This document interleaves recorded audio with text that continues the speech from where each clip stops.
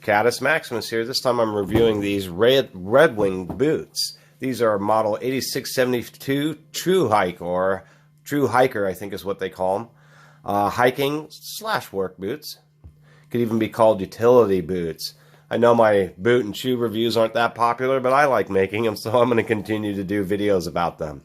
Anyway, these are RedWing shoes that I actually got on sale or on the return section. At least here in my area, there is actually a RedWing store. And what they do is when there's some type of issue or a shoe has just been worn too much to be sold as new, they will steeply discount them and put them on essentially a discount shelf.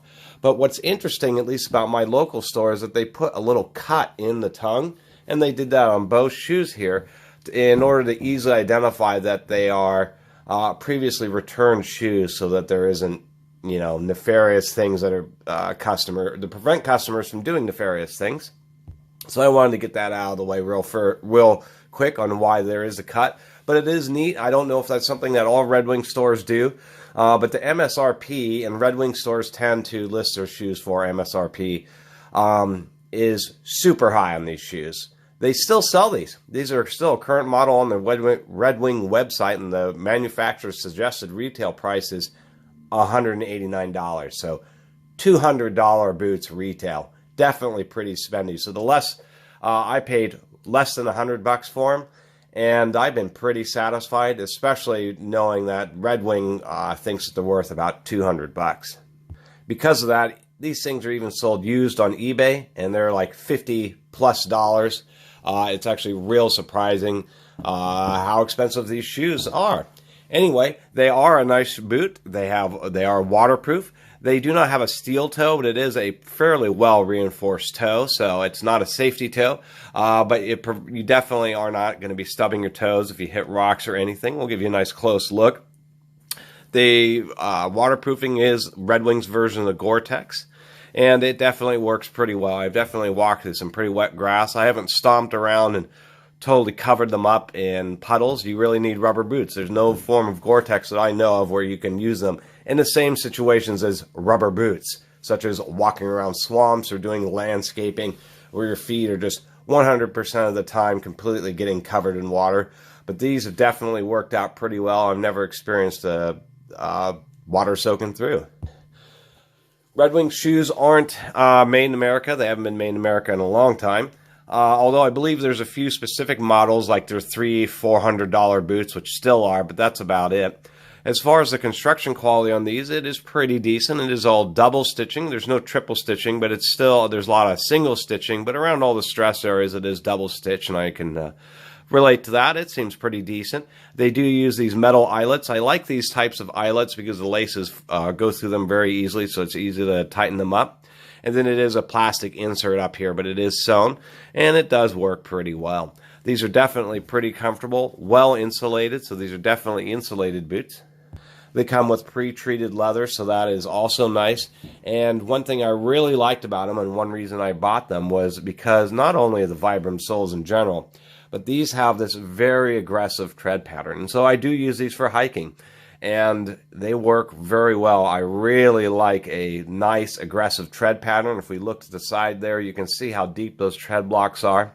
And this particular grade of Vibram really clears out mud very well. It just doesn't want to stick to it, and I really like that a lot. They also work pretty good in the snow. This aggressive tread pattern with widely varying designs and shapes does help capture or dig into whatever you're hiking on, and I've also really appreciated that. Nice multi-directional, so not only do you have slip resistance forward and backwards, but also side to side. And one thing a lot of boot manufacturers don't do is they tend to make it more solid on the toe, and I appreciate RedWing where they put this texturing here, so as you're hiking, you actually get some grip right up there at the front of the toe. And what I mean by pretty deep, here's my index finger. We can see that there's easily, maybe 5/16 of an inch of tread depth. So definitely pretty nice. Not had any issues with these coming apart, any problems with the cement or gluing, so I wanted to put that out there as well. They are steel shank, so they do have a pretty rigid insole.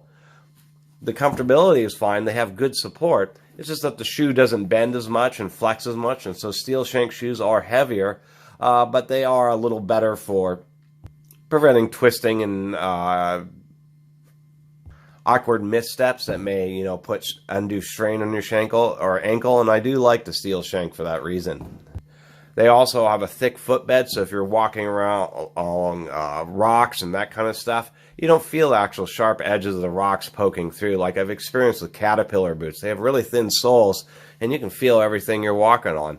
Definitely not with these RedWings. We'll go ahead and pull out the insoles here. And the insoles are pretty decent. They're just a basic type of urethane foam insole, but they do work pretty well and definitely are pretty durable. A lot of insoles, just after a few wearings, especially around the pressure points in your foot, just get flattened out, and then it's just like a piece of plastic in there. These actually have quite a bit of resiliency, and so I will admit that they do use a high-quality material for their insoles. And as with most shoes, they just have a standard interior with a kind of a breathable footbed. And I've always liked that as well. It seems that that's pretty much a standard for shoes. I don't know if that's just for manufacturing reasons or manufacturing costs or something along those lines. But it always seems to be nice. It provides a little bit of air movement. Anyway, I'm going to pretty much finish up the review there. Just wanted to put out my 2 cents on these RedWing TruHiker 8672 low-top hiking boots, or mid-top. They call them 3-inch boots. And the fact that online there's a lot of criticism of what's happened with RedWing shoes, because they used to be a great shoe company. But as far as these shoes are concerned, I think it holds up the brand name pretty well. They certainly have a $200 MSRP. These type of shoes had better hold up pretty darn well. And in my experience so far, they have. Even though I got them for a discount, it might be hard for me to justify $200 on these just because there is an immense amount of competition in the low-top, waterproof Vibram sole boot market. A huge amount of competition. There's probably a couple hundred different types of boots like this from a variety of manufacturers. But I think these indeed do hold up the RedWing name pretty well and would generally recommend them. They do have quite a bit of toe space, and I also like that. The one thing I will mention about these is also, as traditional boots, they tend to run at least about a half size too big. And so it's something to be aware of. If you get if you like, say, a Nike shoe in a size 11, you might get these in a 10.5. But boots tend to do that because people tend to wear really thick socks along with boots, so they give you a little bit of extra space. Also to prevent, over long-term walking and working in them, so your toes don't get kind of beat up in the end of the shoe. They give you a little bit of extra space. Anyway, I really appreciate everybody watching and subscribing. And if you haven't subscribed to the Catus Maximus channel, please do. Until next time, Catus Maximus out.